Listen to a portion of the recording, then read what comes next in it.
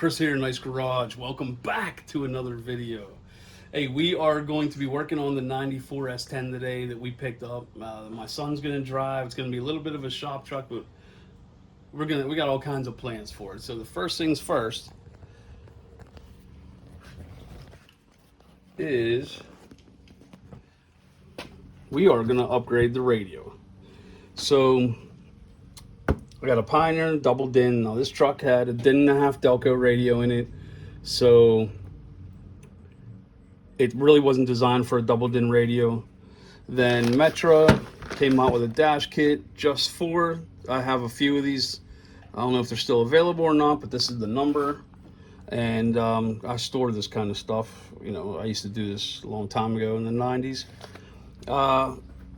Wiring harness for the radio. I did pick up this AudioVox backup camera for the license plate, which actually, it had a lot of reviews. I'm kind of impressed with it. It's really nice. And we'll get into that because I'll do a separate video on that. I'm not ready to run the wires underneath the truck today because I have plans for some other stuff we're doing underneath the truck whenever it comes. So it's going to be shipped. Or I'm sorry, it is shipped, but it's not here yet. Then I've had these old guys for a long time. They've been in my mess of leftovers and storage and all kinds of goodies that I have. Clarion 4x6 plates. And we're going to install these because the factory size is a 4x6 in the dash. And possibly changing the door speakers also today, depending on if I have a set that fits in my stash. All right, well, we'll get to installing. One thing I want to point out is this truck is 94 through 97. So this, you can do a double DIN conversion on this with a kit, whereas in the 98 to 02, I made a video, I don't know, 5 years ago where I did one. It wasn't a very good video because I really didn't have too much involvement in YouTube. I was just kind of playing, and I'm still not good, but that's beside the point. Where you get to modify the dash, use a dash trim, you know, this dash trim, radio trim, gauge trim for the, I believe I got one from a 2002 Bravada, if I'm not mistaken. So that's what I use. But this one here, 94 to 97, has the same dash. And what we're going to do is he's taking out, my son is taking out all the screws. It would be, see this down here? This has to come out too. Those are GM 7mm. Okay, and there'll be a couple screws for this underneath the there. We should install the alarm remote starter at the same time, but I don't have time today to do that.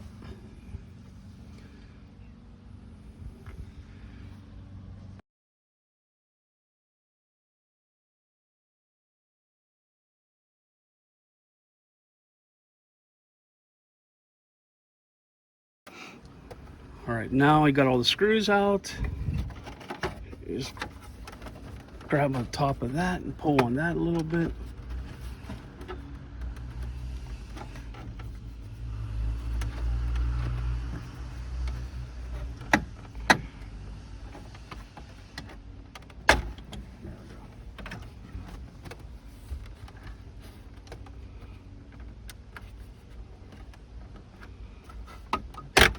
There you go. The thing's probably only been off one time in its life. When somebody upgraded to a CD player. Let me give you a hand. All right, now we got the dash trim off.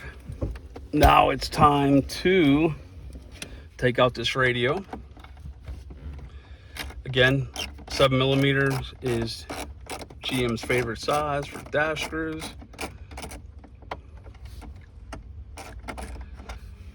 So we'll go ahead and get the radio and the pocket out. And then we're gonna open up the kit and see how it all fits and see if the new radio, which the new radio is not a DVD player or a CD player, it's just a media center. I definitely don't want DVDs in here, so my son may say, hey, I want to watch TV. I'm not putting a park and brake bypass on it by any means. It's illegal to drive with that. I don't recommend it.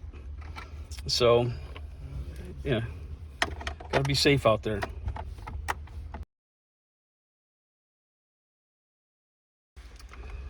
All right, we got the radio out. He's unclipping the power and speaker harness right now. We're gonna go in the garage and find, one thing I didn't find was a speaker adapter, but I know I probably have 30 dozen of them because I'm a hoarder of all things cool, all things 90s and 2000s. All right, we're opening up the box of the radio, and this is the DMH 241EX. Like I said, it's a multimedia player only. This one actually comes with a remote, which is nice. Excuse me.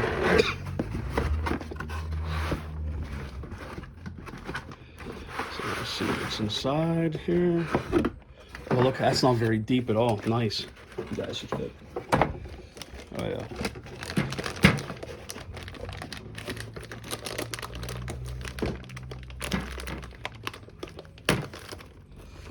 I have two sons here today. I got Caveman, So, Coltrane, so. and myself.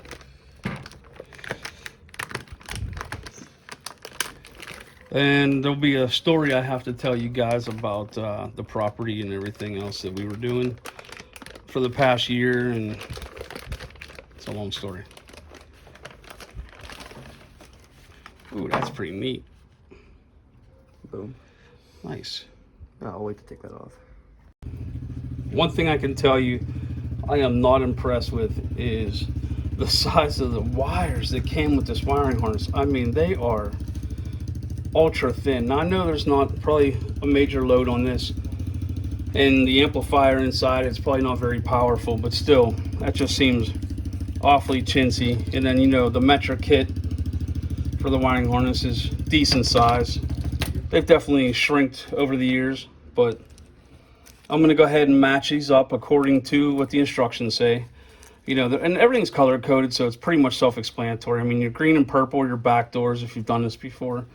Your red is your switched, you know, orange or yellow. Yellow is constant. No, yellow is mute on this one. Here's another yellow. It's been a while since I wired up a radio, but still. We'll get all the electrics done. Then we'll move on to the installation. So yeah, follow the instructions. Again, these are color coded also. And I'm gonna cap these together, and then we'll start putting the radio back in. While I am wiring up the radio harness, the boys are gonna pull, oh, look at that terrible dash crack. Eventually I'll probably be replacing this dash because this truck is mint. Other than that, they're gonna pull these out, which are two, I believe, T15, maybe T10 torque screws that hold the speaker grills in on each side. Then we're gonna go ahead and replace those. All right, what I'm gonna do, because I have the radio ready to go in the truck, is I'm going to, so I don't have to pull the radio back out again, I am going to set up the camera wire and have it ready under the dash. So it comes with an RCA power extension cable that powers it. No, I took this out of the bag before. This is a really, it seems like a really nice camera.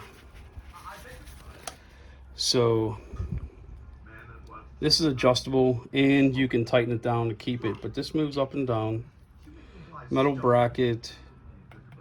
It's not overly obnoxiously big.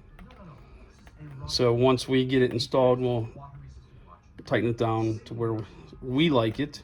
Might not be the same as what somebody else likes it, but I'll go ahead and I will make an install video of just the camera, but for now I'm going to wire it up to the head unit. I'll show you which wire it's required.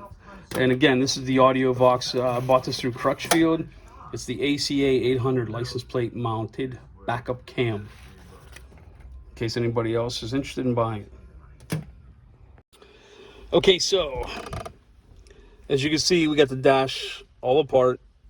after we ran some wires. I mounted the microphone up there, zip tied the wire going down the A pillar, down behind the dash. Under here, we have a lot of this apart, and I do have a small amp powered 8-inch subwoofer that I pulled out of my full-size truck that we are going to run the wires and mount in this truck. So with this radio, the backup camera input, the microphone, antenna adapter for GM, because this is a lot tinier, and then it goes to like a standard in here. Then here's the harness for your front and rear outputs. We're not getting crazy with a stereo system in here. The video output, if you had rear cameras, rear monitors. The backup camera input, and then the sub input with a Y adapter. So we're going to put this all back in the dash, and then we hook this up. Here's the power. We've put the 3 connectors in there, and let's hope for the best.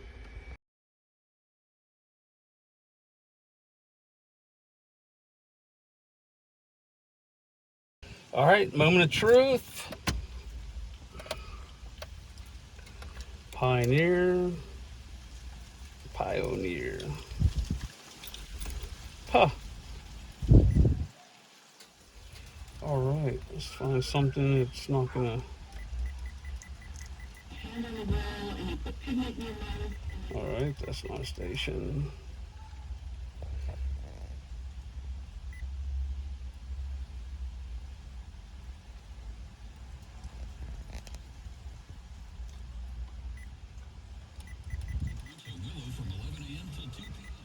All right, so we have music.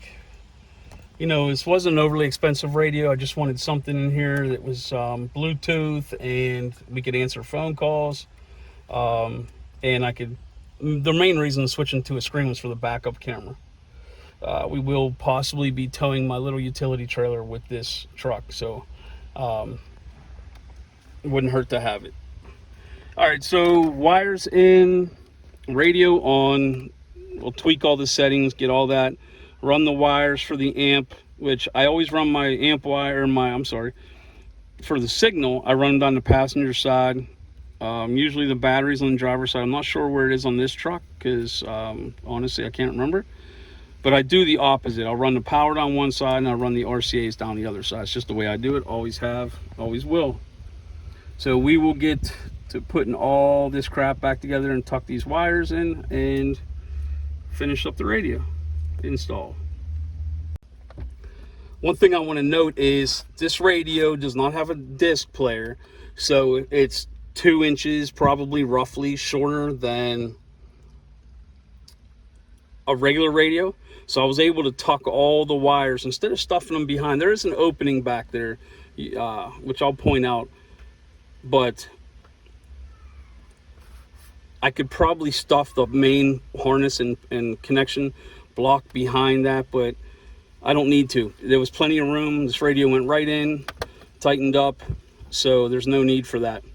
We're going to continue pushing all this together. So the battery is on the passenger side. So since I'll run the power wire down the passenger side when the time comes, and I'm going to run the RCA cables down the driver's side to get to the back. So let's keep putting it back together. Okay, we're getting buttoned up. The last couple screws going in the trim down underneath there. We'll get this cleaned up, and as you can see, there's the double DIN radio installed. 94 to 97 S10 Blazer, Jimmy, blah blah blah, it's all the same. So hopefully everybody enjoyed the video. It's a little bit more informative than usual. Please let me know if anybody has any questions or comments. Thank you. See you on the next one.